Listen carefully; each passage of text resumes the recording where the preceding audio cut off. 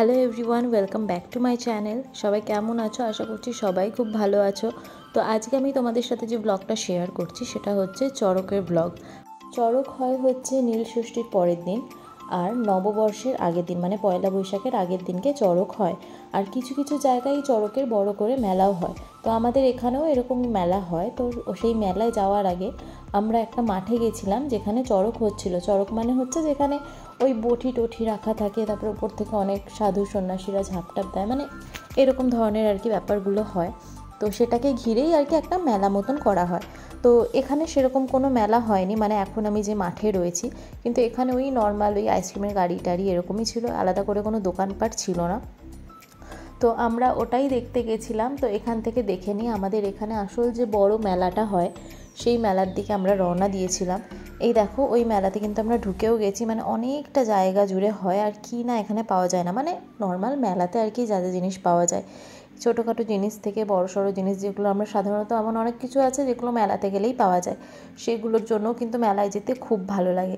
এখানে দেখো সবার আগে মানে আমরা দেখতেই পাচ্ছি জিলিপি, যেটা কিন্তু মানে মেলায় গেলে মানে কিনবেই বাঙালিরা, এরকম একটা ব্যাপার।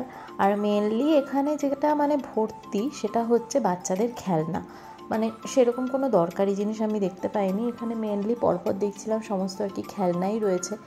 আগে কিন্তু আমাদের এখানে একটা মন্দির আছে, বাবা বুড়ো শিবের মন্দির, খুবই জাগ্রত মন্দির, আমি তোমাদেরকে দেখাবো ভিডিওতে। তো ওই মন্দিরটাকে ঘিরেই আর কি এই মেলাটা হয়।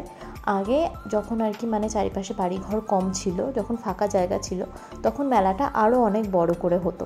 কিন্তু এখন যেহেতু জায়গা অনেক কমে গেছে, সেজন্য মেলাটাও আর কি মানে এখন অল্পের ওপরেই হয়, আগের মতন অতটা বড় করে হয় না। কিন্তু যতটা হয় প্রত্যেক বছর সেমভাবেই হয়। আর এখানে প্রচুর মানুষ আসে।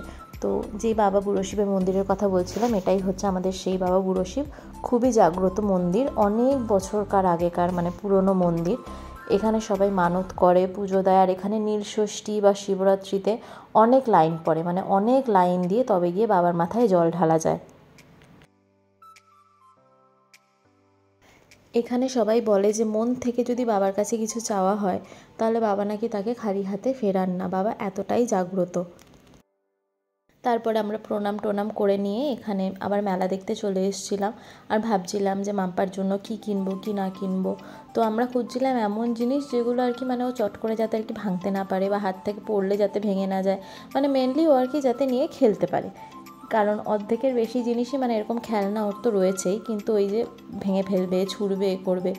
তো ভাবছিলাম যে এমন কিছু যদি পাওয়া যায় যেটাকে নিয়ে ও খেলতেও পারবে আবার ভাঙবেও না, সেরকম জিনিসই আমরা বারবার করে খুঁজছিলাম, মানে চারিপাশে এত দোকান থেকে। তো ফাইনালি তারপরে একটা বল পেয়েছি যেটার মধ্যে আর কি লাইট জ্বলে, ভিতরে মাছ টাছ অনেক কিছু দেওয়া রয়েছে। তো ওটা দেখেই তারপরে কিনে নিয়েছিলাম। আর আমি এই সুপার ক্লেটা অনেক দিন ধরেই খুঁজছিলাম, আমাদের এখানে কোনো দোকানে পাইনি, কিন্তু এই মেলাতে গিয়ে পেয়ে গেছিলাম বলে আমিও এটা কিনে নিয়েছি। তারপরে এখানে বিভিন্ন ধরনের চপ বিক্রি হচ্ছে, ফিশ ফ্রাই থেকে শুরু করে এমনি আলুর চপ অনেক কিছুই পাওয়া যাচ্ছিল। আর এখান থেকে আমি দেখলাম খুব সুন্দর সুন্দর এখানে স্ক্রাঞ্চিস পাওয়া যাচ্ছিল, তো আমি কয়েকটা কিনে নিয়েছিলাম এই স্ক্রাঞ্চিস, কালারফুল। আর প্রত্যেকবার আমরা এই চড়কের মেলায় এসে একটা জিনিস যেটা ম্যান্ডেটরি, সেটা হচ্ছে ফুচকা খাই। কিন্তু এইবারে এত ভিড় ছিল যে আমরা ফুচকা খাইনি। তারপর এখানে দেখো, আমি ভেবেছিলাম যে সুন্দর সুন্দর হয়তো কানের দুল থাকবে, কানের দুল কিনবো, কিন্তু আমার কিচ্ছু পছন্দ হয়নি, যার জন্য আমি এখান থেকে কিচ্ছু কিনতে পারিনি। বিভিন্ন ধরনের যা, অবশ্য অনেকের হয়তো অনেক কিছু হয়তো পছন্দ হতে পারে, কিন্তু আমার এখানে যা যা ছিল, যেমন ওই চেন টেন, হাতের পায়ের কানের যা যা ছিল, আমার তার মধ্যে কিছু পছন্দ হয়নি বলে আমি কিনতে পারিনি। তারপরেই দেখো আমরা প্রায় ফেরার পথে, ওর জন্য বেশ কয়েকটা জায়গার থেকে কয়েকটা জিনিস কিনেছিলাম। তারপরে ফেরার সময়তে যেটা বলেছিলাম, যেটা মেন, সেটা হচ্ছে আমরা জিলিপি তো কিনবই মেলায় এসেছি যখন। আর এনারা আগে বলছিল যে খেয়ে দেখুন কীরম আছে, ঠিক লাগছে কিনা সেটা খেয়ে দেখতে বলছিল। তারপরে এখানে বাদাম দেখে আমরা একটু বাদামও কিনে নিয়েছিলাম। এখানে দেখো দুজনে মিলে কি করছে, ওর হাতে যে বল দুটো ছিল ওই বল দুটোতে মানে জোরে বাড়ি মারলে তবেই আর কি আলো জ্বলবে। এইবারে ও যেহেতু জোরে বাড়ি মারতে পারছিল না, ওর জন্য ওর বাবা আর কি ওরকম বাড়ি মেরে ওকে দেখিয়ে দিচ্ছিলো, আর ও খুব খুশি হচ্ছিলো ওই যতক্ষণ আর কি লাইটটা জ্বলছিল ওটা দেখে। এরপর আমরা যখন চলে আসবো ঠিক তখনই সুমনের ফ্রেন্ডের সাথে দেখা হয়, আর তার এবং তার ওয়াইফের সাথে দেখা হয়। তো সেখানে আমরা বেশ কিছুক্ষণ দাঁড়িয়ে অনেক গল্প টল্প করি। আর ও না ফার্স্টে নিচ্ছিল না, তারপরে আমি আর ওর বাবা দুজনে মিলে বলার পর তখন গিয়ে ও আর কি ওটা নিয়েছিল।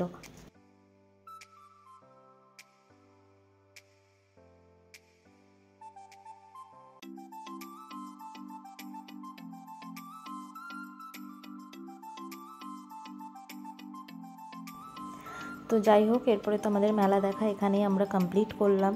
তো ফেরার পথে আমরা আমাদের এক রিলেটিভের বাড়িতে গেছিলাম, মানে আমাদের কাকার বাড়িতে। আর সেখানে গেলে মানে মাম্পা ভীষণ খুশি হয়, কারণ ও ওর এই দাদুকে ভীষণ ভালোবাসে। মানে ওর দাদার পরেই মানে ও সব, মানে দাদা বলতে ও আর কি এই দাদাকেই বোঝে, মানে পারলে ওখানে আর কি থেকেই যায়। আমরা আর কি মানে চলে আসছি, ওকে আর কি টাটা করে দেখাচ্ছি যে চলে যাচ্ছি।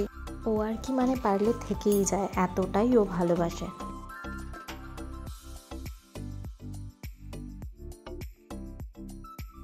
তারপর বাড়িতে এসে ওর দাদার সানগ্লাস নিয়ে দেখো একবার যেই গান চালানো হয়েছে ও কী করছে, ও সঙ্গে সঙ্গে ডান্স করতে শুরু করে দিয়েছে। তো এইভাবেই আমাদের আজকের চড়কের দিনের ব্লগটা আমি শেষ করলাম। আমরা কিভাবে সারাদিনটা কাটালাম পুরোটাই তোমাদের সাথে শেয়ার করেছি। কেমন লাগলো আমাকে অবশ্যই কমেন্টে জানিও, ভালো লাগলে লাইক করে দিও, আর ভিডিও দেখার জন্য সাবস্ক্রাইব করে দিও। আর যদি নতুন নতুন কোনো ভিডিওর আইডিয়া থাকে আমাকে প্লিজ কমেন্ট বক্সে জানিও। টাটা।